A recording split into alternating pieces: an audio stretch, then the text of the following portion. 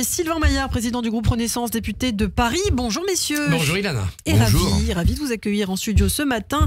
Et nous retrouvons pour commencer Nina Azoulay tout en rouge ce matin. Bonjour Nina. Absolument, bonjour. Aujourd'hui on est le 13 mars 2024. Ça veut dire que c'était il y a 4 ans jour pour jour que Macron a annoncé le confinement en France. Ah oui. Ouais. Je sais que c'est une période qui a eu de gros impacts sur la santé mentale des Français. On en a beaucoup parlé, des conséquences néfastes. Mais je trouve qu'on n'a pas assez parlé des effets positifs du confinement. Moi, j'ai kiffé le confinement. Personnellement, pour les gens casaniers comme moi, c'était limite trop court, en fait. Et en plus, c'était beau parce qu'il y avait une unité française.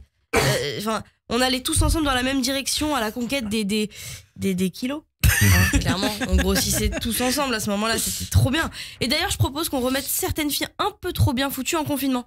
Comme ça, on rééquilibre un petit peu les choses. C'est une sorte de justice sociale, voilà. Pourquoi on redistribuerait que l'argent en vrai ?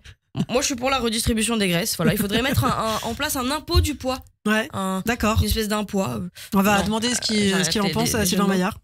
Oui, pourquoi pas. Non, mais l'État devrait nous prélever les kilos en trop gagnés sur l'année pour les redistribuer. Et je me suis toujours dit que ce serait incroyable si je pouvais créer de l'argent comme je crée des kilos. Je serais en inflation permanente. Franchement, non, mais le confinement, j'ai trouvé que c'était vraiment un repos de l'esprit. Ouais. Parce que c'est un vrai travail d'entretenir sa vie sociale, on est d'accord? Non? Enfin, moi, parfois, je passe plus de temps à raconter ma vie qu'à la vivre. C'est terrible. Et puis, ça s'organise, quoi. Il y a un vrai travail de management entre ses amis. Il y a une charge mentale, presque. Ouais. Voilà. Les gens, les mères de famille vont me tuer de dire ça.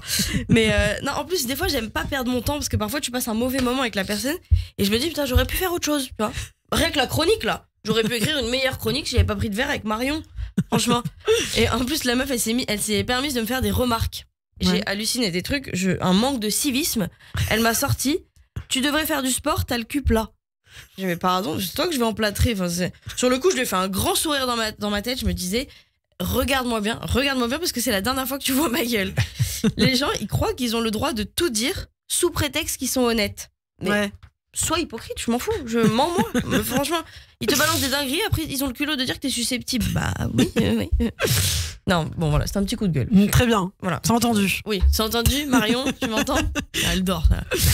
Non mais c'est fatigant, la vie sociale, et en plus ça coûte cher. Hein, c'est un budget, les restos, tout ça. Surtout que maintenant les bouteilles d'eau, elles sont passées à minimum 9 € au resto, c'est un truc de ouf. 9 € la bouteille d'eau. La dernière fois il restait un peu d'eau dans la bouteille, j'ai demandé un doggy bag, franchement. Franchement. Et là, cette copine Marion, elle arrête pas de me dire d'être moins nerveuse, de me recentrer sur moi-même. Genre, elle est à fond dans les trucs de développement personnel.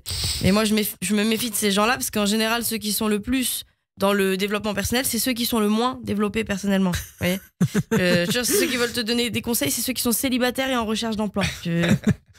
Et après, c'est pas bête ce qu'elle dit, hein, de prendre du temps pour soi, why not? C'est quand même pas pour rien si pour parler de l'amour qu'on a pour soi, on parle d'amour propre. Ouais. C'est vrai. Est-ce que l'amour avec les autres, c'est de l'amour sale? Ou alors c'est juste que 9 € la bouteille d'eau, je pense qu'elle peut nous nettoyer le corps. Bon. J'essaye de faire des activités qui me détendent, mais le problème c'est que j'ai du mal. J'ai du mal parce que même regarder des séries, parfois ça me tend. Genre si je regarde des séries américaines... Ça dépend lesquelles. Ouais, mais en fait ce qui me stresse moi c'est l'accent. Parce que les meufs à chaque fois elles finissent leur voix avec une voix d'homme. Elles font actually I maybe made a mistake but I don't know how to fix the problem, something like that. Oh, arrête-toi, la phrase elle est terminée, genre. Il y a des gens, tu parles avec eux, ils ont vu toutes les séries qui existent sur toutes les plateformes. Genre, comment t'as autant de temps dans ta vie? Beaucoup de temps à perdre. Ben oui. Ils sont au courant que le confinement c'est terminé ou... Non mais voilà, sortez les gars, on peut s'en sortir financièrement, je vous le dis, on peut s'en sortir.